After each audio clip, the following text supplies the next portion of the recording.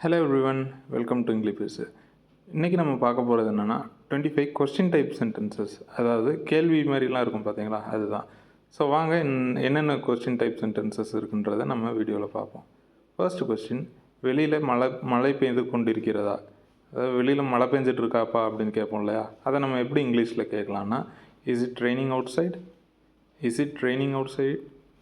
ரெய்னிங்னா மழை அப்படின்னு அர்த்தம், அவுட் சைட்னா வெளியில் அப்படின்னு அர்த்தம். இஸ் இட் ரெய்னிங் அவுட் சைட்னா வெளியில் மழை பெய்து கொண்டிருக்கிறதா அப்படின்றதுக்கான மீனிங். ஸோ நெக்ஸ்ட் சென்டென்ஸ், உங்களுக்கு பீட்சா பிடிக்குமா அல்லது பாஸ்தா பிடிக்குமா கேட்போம் இல்லையா, உங்களுக்கு பீஸா பிடிக்குமா இல்லை பாஸ்தா பிடிக்குமா அப்படின்றது. இதை நீ வேறு இதை வச்சு கூட ரீப்ளேஸ் பண்ணிக்கலாம். உங்களுக்கு பூஸ்ட் பிடிக்குமா, ஹார்லிக்ஸ் பிடிக்குமா, உங்களுக்கு தயிர் சாதம் பிடிக்குமா இல்லை லெமன் ரைஸ் பிடிக்குமா அப்படின்றதெல்லாம் கேட்போம் இல்லையா. அதுக்கு நம்ம எப்படி சொல்லலாம் அப்படின்னு பார்த்தீங்கன்னா, do you like pizza or pasta? Do you like pizza or pasta? நம்ம பீட்சாவை பீட்சான்னு சொல்லணும். பீஸான்னு நிறைய பேர் சொல்லுவாங்க, அப்படி சொல்லக்கூடாது. இதோட ஒரிஜினலாக எப்படி சொல்லணும்னா பீட்சா, அந்த சவுண்ட் வரணும். பீட்சா ஒரு தடவை திருப்பி சொல்லி பாருங்க, பீட்சா. பாஸ்தாவுக்கு அதே மாதிரி தான், பாஸ்தா தான். ஸோ இதை எப்படி சொல்லலாம்னா, do you like pizza or pasta? Next sentence, இதுக்கு நீங்கள் எனக்கு உதவ முடியுமா, இதற்கு நீங்கள் எனக்கு உதவ முடியுமா, இதுக்கு எனக்கு கொஞ்சம் ஹெல்ப் பண்ண முடியுமா அப்படின்னு சொல்லுவோம் இல்லையா. அதுக்கு இங்கிலீஷில் எப்படி சொல்லலாம்னா, can you help me with this? Can you help me with this? Can you help me with this? ரொம்ப சிம்பிளாக இருக்குல்ல. இதுக்கு முன்னாடி ப்ளீஸ் என்ன சேர்த்துக்கலாம். நம்ம ஒரு ரெக்வஸ்ட்டாக தானே கேட்குறோம். எப்போல்லாம் ரெக்வஸ்ட் பண்ணி கேட்குறோமோ அப்போல்லாம் ப்ளீஸ் சேர்த்துக்கிறது நல்லது. Can you help me with this please அப்படி கேட்கலாம். நெக்ஸ்ட் சென்டென்ஸ், அருகில் உள்ள பஸ் நிறுத்தம் எங்கே இருக்கிறது? பக்கத்தில் பஸ் ஸ்டாப் எங்கேப்பா இருக்குது அப்படின்னு கேட்போம் இல்லையா. அதுக்கு என்னன்றதை இப்போது நீங்கள் கமெண்ட் செக்ஷனில் கமெண்ட் பண்ணுறீங்க. தப்பாக இருந்தாலும் பரவாயில்ல, இதை சும்மா ட்ரை பண்ணுங்கள். இது உங்களுக்கு ஜஸ்ட் ஒரு ப்ராக்டிஸ் தான். நான் வந்து இதை பின் பண்ணிடுறேன், கரெக்டான ஆன்சர் என்னன்றதை நான் பின் பண்ணிடுறேன். நெக்ஸ்ட் சென்டென்ஸ் என்னன்னு பார்ப்போம். நீங்கள் ஏன் லேட்டாக வந்தீங்க, நீங்கள் ஏன் தாமதமாக வந்தீர்கள் அப்படின்னு கேட்பாங்களே டீச்சர்ஸ்லாம். ஏன் லேட்டாக வந்த கிளாஸுக்கு அப்படின்றலாம் கேட்பாங்களே. அதுக்கு நம்ம எப்படி சொல்லலாம்னா, why are you late? Why are you late ரொம்ப சிம்பிளாக இருக்குது பாருங்கள். Why are you late? லேட்னா தாமதமாக, நமக்கு அது தெரியும். ஒய் ஆர் யூனா ஏன் அப்படின்ற இதுக்கு. ஒய்னா ஏன், யூனா நீங்கள் அப்படின்றது. ஸோ என்டையராக படித்தோம்னா ஒய் ஆர் யூ லேட் அப்படின்னா நீங்கள் ஏன் தாமதமாக வந்தீர்கள் அப்படின்றதுக்கான மீனிங். நெக்ஸ்ட் சென்டென்ஸ், நேற்று இரவு உங்களை யார் அழைத்தார்கள் கேட்போம் இல்லையா. ஃபோனில் நேற்று நைட்டு உனக்கு யார் கூப்பிட்டா, நேற்று நைட் ஃபோனில் உனக்கு யார் கால் பண்ணா அப்படின்றத எப்படி கேட்கலாம்னா, who called you last night? Who called you last night? Last நைட்னா இப்போ கடைசி ராத்திரி, அதாவது நேற்று இரவு. ஹூனா யார், கால்னா கூப்பிடுறது, அதாவது ஃபோன் பண்ணி கூப்பிடலாம், இல்லை டைரெக்டாக போய் கூப்பிடுறது கால் தான் சொல்லுவோம். இது கால்டு அப்படின்னு யார் சொல்கிறோன்னா அது பாஸ்ட் டென்ஸ். கால் CALL அப்படின்னு சொன்னால் ப்ரெசன்ட் டென்ஸ், நிகழ்காலம். கால்டு அப்படி அழைத்தார்கள்னு தானே சொல்கிறோம், அதுக்கு பாஸ்ட் டென்ஸ் எப்படி சொல்லலாம்னா கால்டு, ED சேர்த்துக்கிறோம். Who called you last night. இதே இது இப்போ கூப்பிட்றதுனா எப்படி கேட்கலாம், who calls you? Who calls you? இல்லை ஹூ இஸ் காலிங் யூ? இப்போ கண்டினியூஸாக போயிட்டுருக்குதுன்னா ஹூ இஸ் காலிங் யூ அப்படின்றது. லாஸ்ட் நைட் அப்படின்றது ஒரு இதை குறிச்சிட்டாங்க, அதாவது இது பழைய காலம், அதாவது இறந்த காலம்தான் அப்படின்றத நம்ம டினோட் பண்ணிட்டோம். அதனால கண்டிப்பாக அங்கே பாஸ்ட் டென்ஸ் தான் சொல்ல முடியும். So who called you last night. Next sentence, உங்கள் ஹோம்ஒர்க்கை முடிச்சிட்டிங்களா அப்படின்னு டீச்சர் கேட்குறாங்க இல்லையா. உங்கள் வீட்டு பாடத்தை முடித்து விட்டீர்களா அப்படின்றத எப்படி சொல்லலாம்னா, have you finished your homework? Have you finished your homework?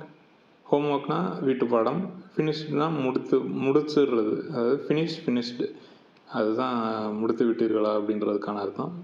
Have யூனா நீங்கள் பண்ணிட்டீங்களா, இது பண்ணிட்டீங்களா அப்படின்றதுக்கானது தான் have you finished your homework. Next sentence, உங்கள் பிறந்த நாள் எப்போது? புதுசாக யார் கூடயாவது பழக்கமானதுக்கப்புறம் உங்கள் பர்த்டே எப்போ அப்படின்றத எப்படி இங்கிலீஷில் கேட்கலான்னா, when's your birthday, when is your birthday. ரொம்ப சிம்பிளாக இருக்கு பாருங்க. உங்கள் பர்த்டே எப்போது, அதுதான் தமிழில். அது இங்கிலீஷ்னால் பர்த்டேனா என்னென்னு தெரியும், வென்னுனா என்னென்னு தெரியும், யுவர்னா என்னென்னு தெரியும். இஸ் மட்டும் சேர்த்துக்கிட்டா வென் இஸ் யுவர் பர்த்டே. சிம்பிளாக இருக்குல்ல. Next sentence. நீங்கள் காப்பி எப்படி செய்வீர்கள், நீங்கள் காஃபி எப்படி செய்வீங்க அப்படின்னு கேட்குறோம் இல்லையா. இதுக்கான ஆன்சர் நீங்கள் கமெண்ட் செக்ஷனில் கமெண்ட் பண்ணுங்கள். இது ஈஸியாக தான் இருக்கும். அப்படி உங்களுக்கு தெரியவே இல்லாட்டினாலும் நீங்கள் கூகுளில் போய் அதை ட்ரான்ஸ்லேட் பண்ணி எப்படியோ அதுக்கு ஆன்சர் தப்பாக இருந்தாலும் பரவாயில்ல, ஜஸ்ட் ஒரு ட்ரை கொடுங்க. ஸோ நெக்ஸ்ட் சென்டென்ஸ் என்னென்னு பார்க்கலாம். நீங்கள் இப்போ விருந்துக்கு வர்றீங்களா அப்படின்னு கேட்போம் இல்லையா. அதை எப்படி கேட்கலாம் அப்படின்னா, are you coming to the party, are you coming to the party, are you coming to the party. அவ்வளோதான். கம்மிங் டு த பார்ட்டி அப்படின்னா விருந்துக்கு வர்றீங்களா, ஆர்யூனா நீங்கள் அப்படின்றது அர்த்தம்.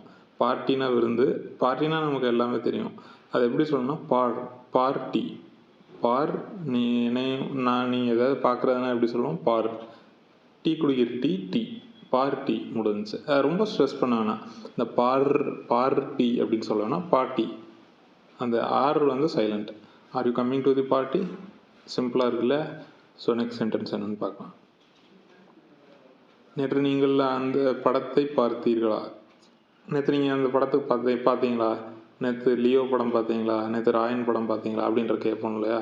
அதை நம்ம எப்படி இங்கிலீஷில் சொல்லலாம்னா, did you see the movie yesterday, did you see the movie yesterday, did you see the movie yesterday. டிட்டு அப்படின்னா டிட் யூ சீனா, டிட்டுன்றது எப்பயுமே பாஸ்ட் டென்ஸை இறந்த காலத்தை குறிக்கிறது. You see the movie yesterday அப்படின்னா நீங்கள் நேற்று அந்த படத்தை பார்த்தீங்களா அப்படின்றது தானே சிம்பிள் இது. So next sentence. உங்கள் பேனாவை நான் கடன் வாங்கலாமா, உங்கள் பேனாவை நான் கொஞ்சம் வாங்கிக்கலாமா அப்படின்றது எப்படி இங்கிலீஷில் கேட்கலான்னா, can I borrow your pen, can I borrow your pen. So next sentence.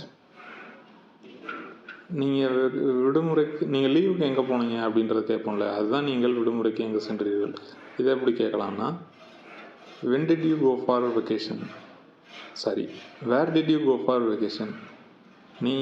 வென்னுனா எப்போ, விடுமுறைக்கு நீங்கள் எப்போ சென்றீர்கள்னா when did you go for vacation கேட்கலாம்.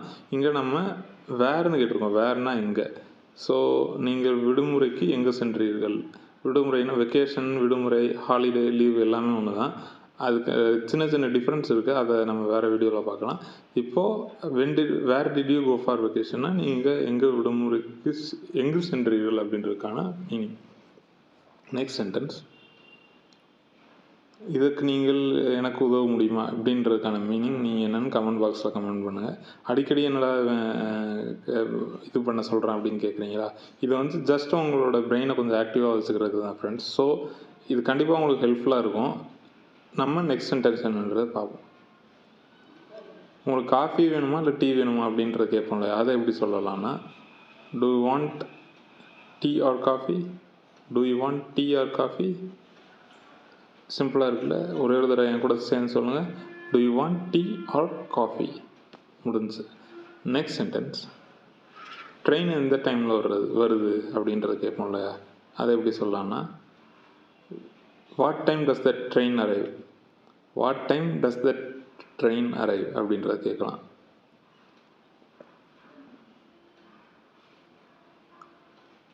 இது இன்னொரு விதமாகவும் கேட்கலாம். எப்படின்னா, when does the train arrive, when does the train arrive. ரெண்டுமே கரெக்டு தான்.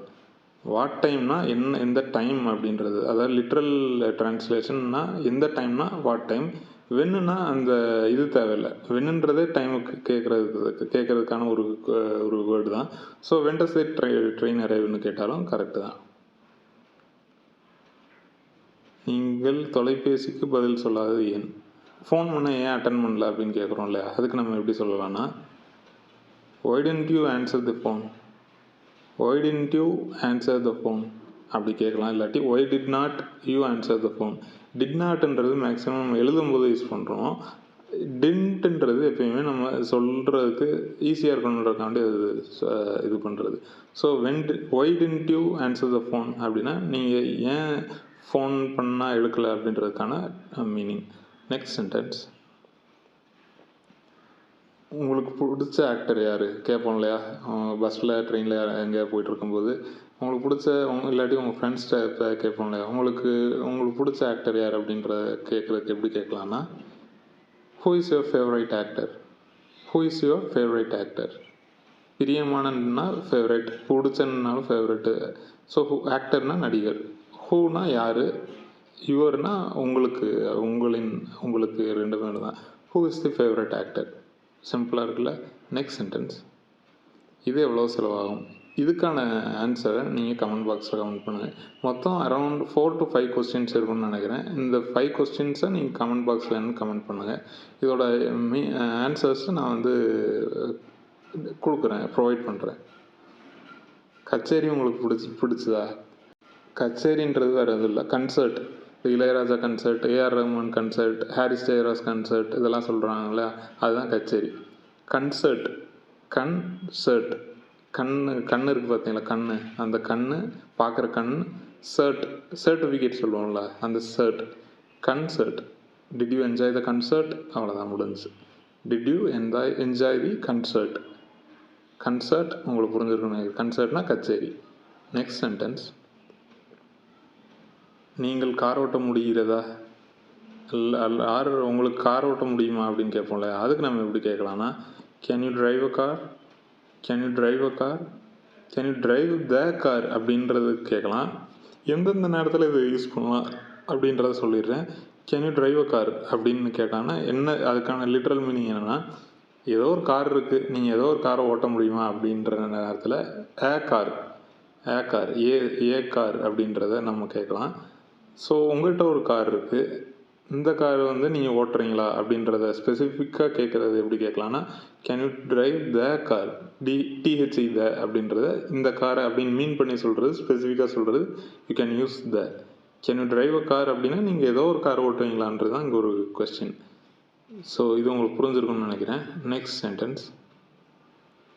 நீங்கள் காலை உணவாக என்ன சாப்பிட்டீர்கள் கேட்போம்ல, நீங்கள் காலையில் என்ன சாப்பிட்டீங்க அப்படின்றதுக்கு என்ன சொல்லலாம்னா அப்படின்றத நீங்களே கமெண்ட் செக்ஷனில் கமெண்ட் பண்ணிடுங்க.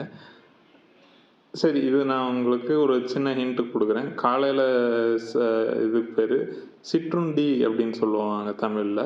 அதுக்கு இன்னொரு இங்கிலீஷ் வேர்டு என்ன சொல்லலாம்னா பிரேக்ஃபாஸ்ட்.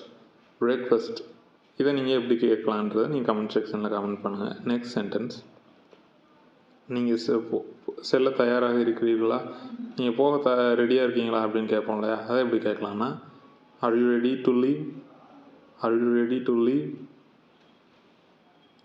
ஆனால் நீங்கள் போக தயாராக இருக்கீங்களா அப்படின்னு இருந்துச்சுன்னா, are you ready to go அப்படின்னு கேட்கலாம். Are you ready to go?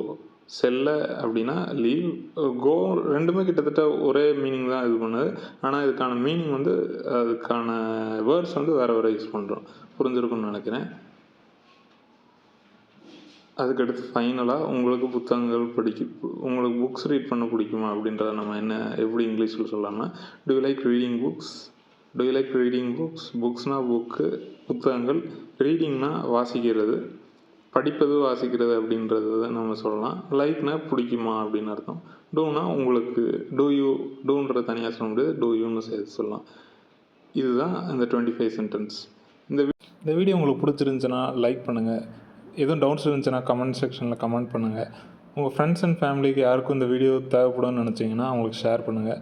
Subscribe பட்டனை ப்ரெஸ் பண்ணிடுங்க. பக்கத்தில் அப்படியே இந்த பெல் ஐக்கானையும் தட்டி விட்ருங்க. அப்போ தான் நான் போடுற வீடியோ உங்களுக்கு உடனுக்குடன் அப்டேட் ஆகும்.